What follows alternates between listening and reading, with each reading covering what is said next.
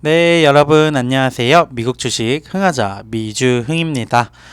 네, 오랜만에 영상으로 인사를 드리는 것 같습니다. 모두들 행복한 추석 명절 연휴 보내고 계신가요? 이번에는 명절 연휴가 길다 보니까 조금은 여유롭게 시간을 보낼 수 있을 것 같습니다. 다들 뭐 집에 오랜만에 또 방문하셔서 귀성하셔서 즐거운 시간 보내셨으면 좋겠고요. 미국장은 역시나 이번 주에도 진행이 되었습니다. 여러 불확실성이 부각되는 이슈들이 있다 보니까 시장이 꽤나 혼란스러운 한 주였던 것 같기도 합니다. 뭐 미국의 셧다운 이슈라던가 뭐 물가, 유가 뭐 이렇게 여러 이슈들이 나오고 있는 상황에서 시장도 아무래도 그거에 크게 반응을 하고 있는 걸로 보여집니다. 그러한 와중에 저희는 또 저희 나름대로의 플랜과 정보들을 알아봐야겠죠. 이번에 가져온 소식은 팔란티어 관련한 소식입니다. 팔란티어가 이번 주에 12%, 13% 이상 상승을 하는 모습을 보여주었습니다. 이렇게 상승한 이유가 무엇인지 알아보고 팔란티어 그리고 크라우드 스트라이크에 대하여 다룬 기사까지 알아보는 시간 가져보도록 하겠습니다. 팔란티어가 이번 주에 12%, 13%죠. 정확히는 13.5% 정도 상승한 이유에 대하여 다룬 기사입니다. 미국 국방부가 2023년 9월 26일 화요일에 발표한 기사에 따르면 팔란티어의 인공지능 그리고 기계 분야의 연구개발 서비스를 수행하기 위해서 2억 5천만 달러의 고정 가격으로 계약을 체결을 했다고 밝혔습니다. 팔란티어는 해당 내용과 관련해서 추가 세부 정보를 공개하지는 않았는데 군사기술의 비밀성을 고려한다면 놀랄 일은 아니겠죠. 회사 대변인은 육군 연구소에서 수행되는 작업을 기반으로 구축될 것이라고 큰 방향성은 밝힌 바가 있습니다. 1년 전 팔란티어와 2억 2,900만 달러 규모의 계약 연장을 체결을 했는데 이 계약은 팔란티어가 2018년부터 ARL과 유지해온 관계의 연장이라고 볼 수 있습니다. 장기적으로 이제 계약을 이어나가고 있다라는 부분 상당히 긍정적인 요소로 볼 수 있을 것 같고요. 국방부는 최신 계약에 따라서 주문마다 정확한 작업 달성도와 해당 자금이 결정이 될 거라고 밝혔는데 따라서 투자자들은 분기별로 수익이 언제 인식될지는 정확하게 모델링할 수는 없을 것 같습니다.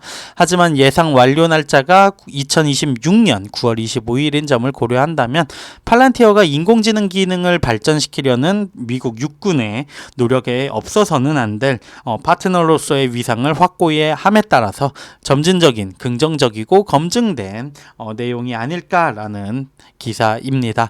이번 주에 이러한 이슈 덕분에 그래도 팔란티어 주가가 시장의 변동성에도 불구하고 13% 이상 상승을 할 수 있었던 걸로 보여집니다. 이번 주 돌아오는 주에도 좋은 흐름을 이어나갔으면 좋겠고요. 2023년 이후 매수할 가장 현명한 기술주 두 가지에 대하여 다룬 기사에서도 팔란티어를 언급하고 있어 가져와 봤습니다. 하나는 크라우드 스트라이크 사이버 보안 회사죠. 그리고 두 번째는 바로 팔란티어입니다. 크라우드 스트라이크는 기술 산업에서 경기 침체에 가장 강한 회사 중 하나일 수 있다라고 합니다. 네트워크를 보호하는 데 도움이 되므로 클라우드 산업의 장기적인 성장으로 인해 이점을 얻고 있고 클라우드는 보안 없이는 존재할 수 없기 때문에 거의 모든 경제 상황에서 회사의 제품이 필요할 것으로 보여지고 있습니다.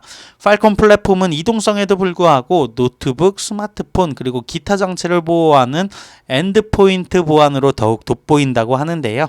AI와 크라우드 소싱 데이터를 활용하여서 네트워크를 보호하는 능력은 회사를 수많은 경쟁업체와 차별화하는 데 도움이 된다라고 기사를 작성을 하고 있네요. 또한 고객들이 크라우드 스트라이크를 사용하면서 추가적인 패키지라던가 모듈을 구매하는 경향이 있다라고 하는데요. 고객의 약 63%가 5개 이상의 모듈을 채택을 하고 있다라고 합니다. 2023 회계연도에 이제 상반기 매출 14억 달러로 같은 기간에 비해 39% 증가한 수치를 보여주었습니다. 매출 성장 감소의 원인으로 아무래도 거시경제 둔화를 원인으로 뽑고 있는데 39% 불확실한 경제 상황에서는 꽤나 인상적인 성장률이라고 볼 수가 있겠죠.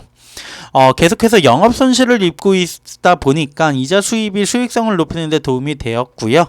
다만 영업 적자가 52% 15% 감소했다는 점, 클라우드 스트라이크가 조만간 영업수익을 달성할 수 있음을 의미하는 수치는 아닐까라는 생각이 듭니다. 두 번째는 팔란티어 관련한 소식인데요. 투자자들은 종종 팔란티어를 알트렉스 또는 스노우플레이크와 같은 데이터 분석 회사와 비교를 하고 있습니다. 하지만 이들 회사나 다른 어떠한 회사도 팔란티어가 제공하는 분석 기능과 일치하는 기능을 제공하는 회사는 없습니다. 팔란티어는 데이터 구성 그리고 분석에 탁월한 부분이 있는데 이러한 프로세스를 통해서 통찰력을 제공하고 결정을 권장하는 기능을 하고 있습니다. 또 올해 초 분석 프로세스에 대규모 언어 모델을 사용하는 인공지능 플랫폼을 출시를 하면서 주가 상승의 원동력으로 보여질 수 있는데요.